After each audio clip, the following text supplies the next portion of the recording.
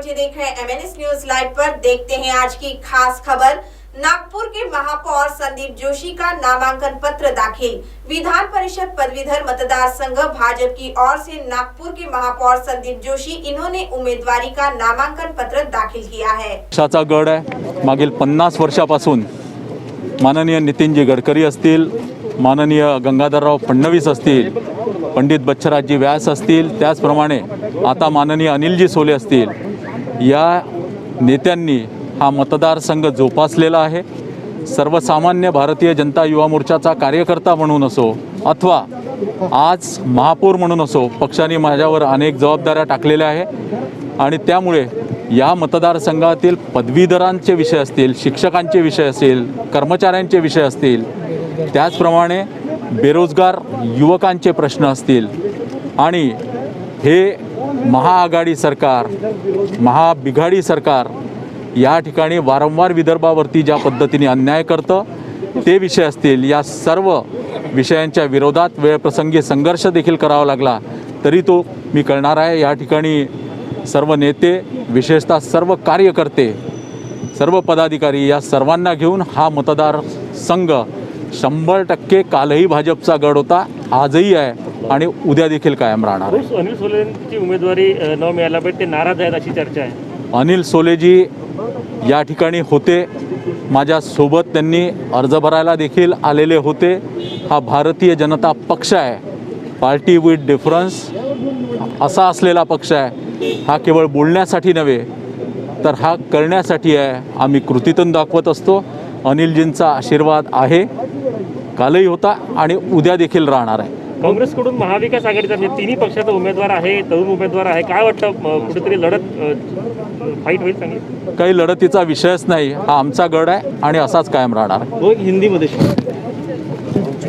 पक्ष व मित्र पक्षांनी पदवीधर मतदारसंघाची उमेदवारी श्री संदीप जोशी यांना दिलेली आहे। या पदवीधर मतदारसंघाचं वैशिष्ट्य, जेव्हा भारतीय जनता पार्टीपासून सत्ता कोसोदूर होती तेव्हाही सुशिक्षित, सुजाण मतदार हा नेहमीच भारतीय जनता पार्टी व मित्र पक्षाच्या सोबत उभा राहिला आणि लोकशाहीची सुंदरता या निवडणुकीमध्ये व्यक्त करत भारतीय जनता पार्टीच्या उमेदवाराला नेहमीच निवडून दिलं। आज देशात ज्या निवडणुका 2 दिवसापूर्वी झाल्यात आणि त्याचे निकाल 2 दिवसापूर्वी आलेत, सारा देश माननीय नरेंद्र मोदीजींच्या देशहिताच्या विचाराच्या पाठीशी उभा आहे आणि मला विश्वास आहे की या पदवीधर मतदारसंघाच्या निवडणुकीत श्री संदीप जोशी यांना पदवीधर मतदार निवडून तर देतीलच, पण इतक्या प्रचंड बहुमतांनी निवडून देतील की भविष्यामध्ये पदवीधर मतदारसंघात काँग्रेस व मित्र पक्षाचा उमेदवार उभा राहताना हजारदा विचार करेल, एवढ्या शक्तीने श्री संदीप जोशी यांना निवडून देतील। खरं तर आज महाराष्ट्रामध्ये जे काँग्रेस व मित्र पक्षाचं सरकार आहे त्यांनी विदर्भावर अन्याय करण्याची परंपरा सुरू केली आहे।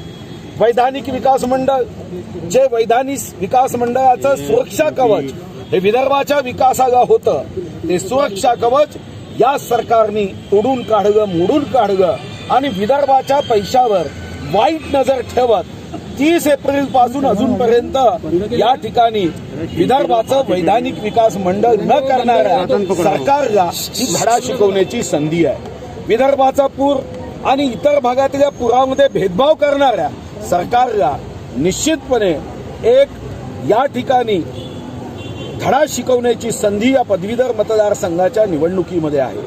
विदर्भावर सातत्याने अन्याय करणाऱ्यांच्या विरोधात हे मतदान पदवीधर मतदार करत संदीप जोशी यांना प्रचंड बहुमतांनी निवडून देत आज भारतरत्न, विश्वरत्न डॉक्टर बाबासाहेब आंबेडकरांना आम्ही विनम्र अभिवादन केलं, नमन केलं, वंदन केलं, त्यांच्या चरणी आशीर्वाद मागितले आणि संदीप जोशी निवडून येऊन या संविधानाच्या नुसार या विदर्भाच्या पदवीधरांचा आवाज बुलंद करतील हा विश्वास व्यक्त करतो आणि प्रचंड बहुमतांनी संदीप जोशी निवडून यावेत यासाठी मी मतदारांना हृदयापासून मनापासून आवाहन करतो की विदर्भाच्या अन्यायावर बुलंद आवाज आपला विधान परिषदेमध्ये पोहोचवण्यासाठी पदवीधरांनी सुजाणतेने माननीय श्री संदीप जोशी यांना व भारतीय जनता पार्टी मित्र पक्षांना आपला मतरूपी बिघाडीत आघाडी आहे यापेक्षा या विदर्भावर अन्याय करणाऱ्यांच्या विरुद्ध ही अन्यायाचा विरोधात आपल्याला मतदान करत संदीप जोशींना निवडून द्यायचं आहे। या अगोदर अनेक प्रयत्न झाले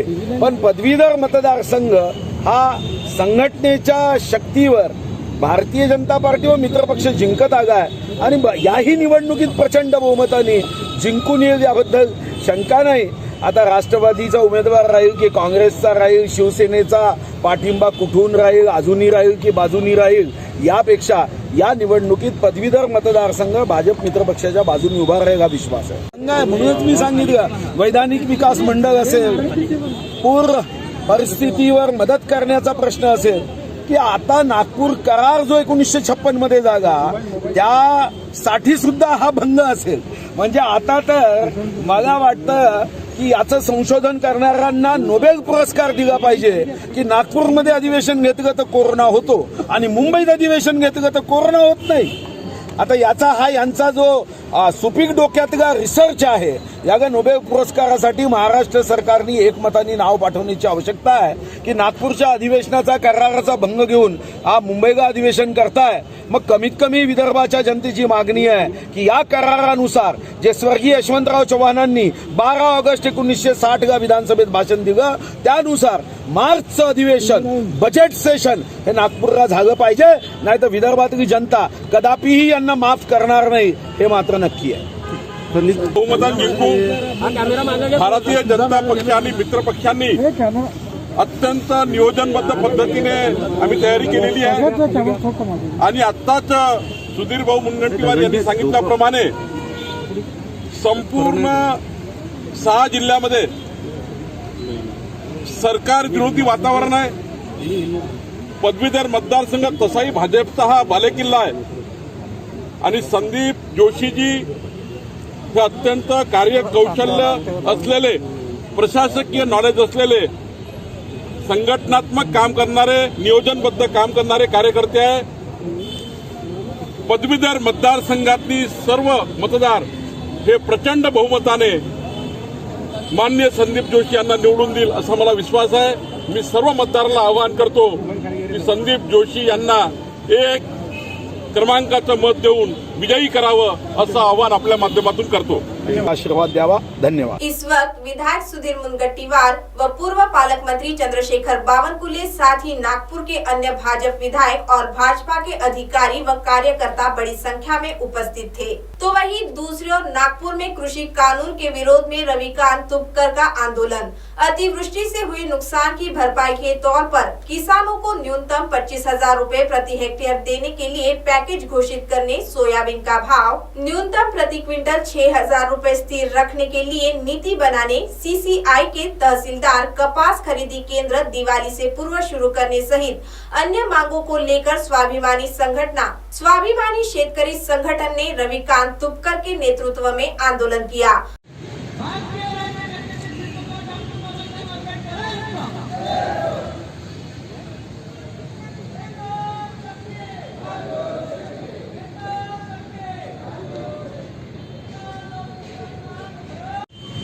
शेतकऱ्याला हेक्टरी 25,000 रुपये मदत मिळालीच पाहिजे। शेतकऱ्याला हेक्टरी 25,000 रुपये मदत मिळालीच पाहिजे। सीसीआयचे खरेदी केंद्र चालू झालेच पाहिजे।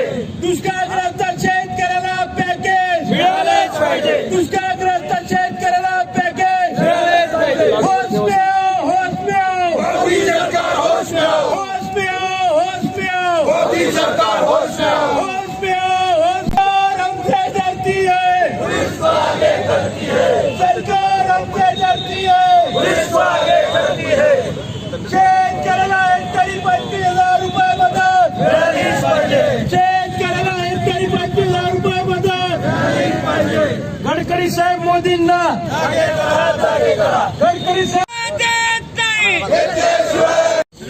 पूर्ण पंत्या भरून घ्या. या पंत्या सगळ्या हातात घ्यायच्या आपल्याला. पूर्ण पंत्या भरून अजून घेऊ. हा या ना अजून घे थोडं.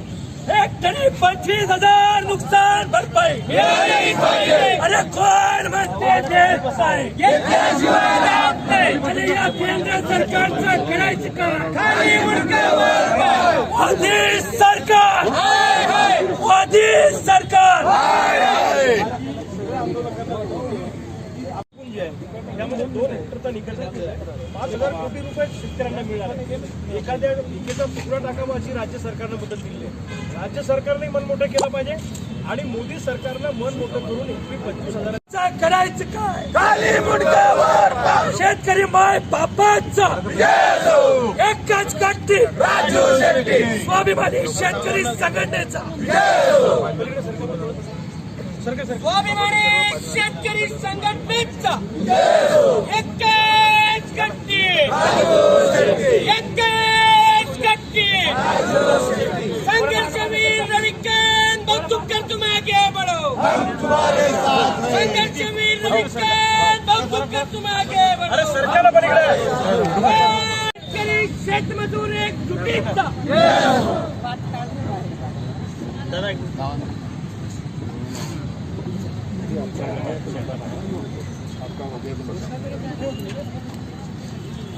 शैजा हे आंदोलन जे आहे ते नागपुरातलं ते संविधान चौकातनं सुरू होणार आहे आणि ते केंद्रीय मंत्री नितीन गडकरी यांच्या निवासस्थानासमोर जाऊन शेतकऱ्यांना नुकसान भरपाई, शेतकऱ्यांना नुकसान भरपाई. सरकारला जागे करा. गडकरी साहेब मोदी सरकारला जागे करा. सीसीआय खरेदी केंद्र चालू शेतकऱ्याला हेक्टरी 25,000 रुपये मदत शेतकऱ्याला नुकसान भरपाई नहीं चलेगी, नहीं चलेगी. सरकार हमसे डरती है. अरे सरकार हमसे डरती है. नहीं चलेगी, नहीं चलेगी. अरे नहीं चलेगी, नहीं चलेगी. किसान एकता, किसान एकता. स्वाभिमानी शेतकरी संघटनेचा राजू शेट्टी साहेब तुम आगे बढ़ो. हम तुम्हारे साथ हैं. किसान एकता. नक्की काय सांगाल? हा तुम्ही मोर्चा इथे संविधान चौकात नागपूर इथे घेऊन आला आहात, काय त्याबद्दल सांगा? आमचं म्हणणं आहे की मोदी सरकारला महाराष्ट्रातल्या शेतकऱ्यांनी मतं दिलेली आहेत. महाराष्ट्र हा भारताचा भाग आहे. महाराष्ट्र हा अमेरिकेचा भाग नाही आहे. बिहारला निवडणुकीच्या पार्श्वभूमीवर मोठमोठ्या घोषणा मोदींनी केल्या, भाजपच्या नेत्यांनी केल्या. मग केंद्रातला आम्ही सुद्धा घटक आहोत ना. मग आज महाराष्ट्रातला शेतकरी आत्महत्येच्या उंबरठ्यावर उभा आहे. केंद्र सरकार मदतीच्या बाबतीत एक शब्द बोलायला तयार नाही.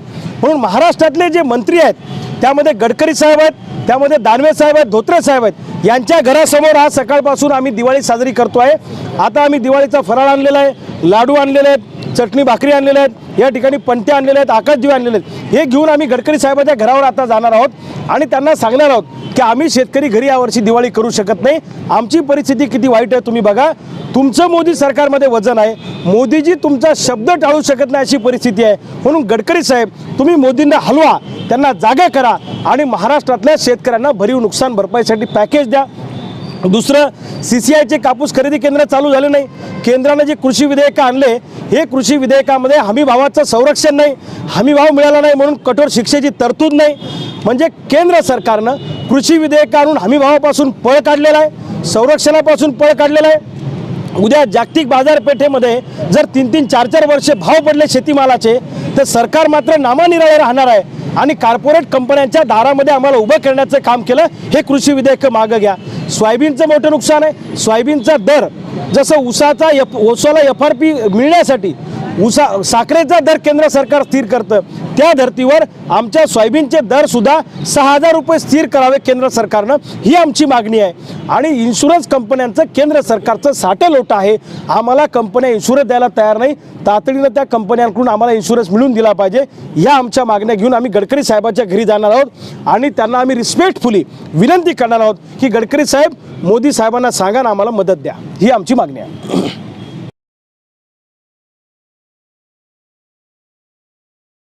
आंदोलनकारियों ने संविधान चौक में दिए जलाकर आंदोलनात्मक दिवाली की शुरुआत की। बता दें कि इसके पश्चात आंदोलनकारियों को केंद्रीय मंत्री नितिन गडकरी के निवास स्थान की ओर जाते समय पुलिस ने गिरफ्तार कर लिया।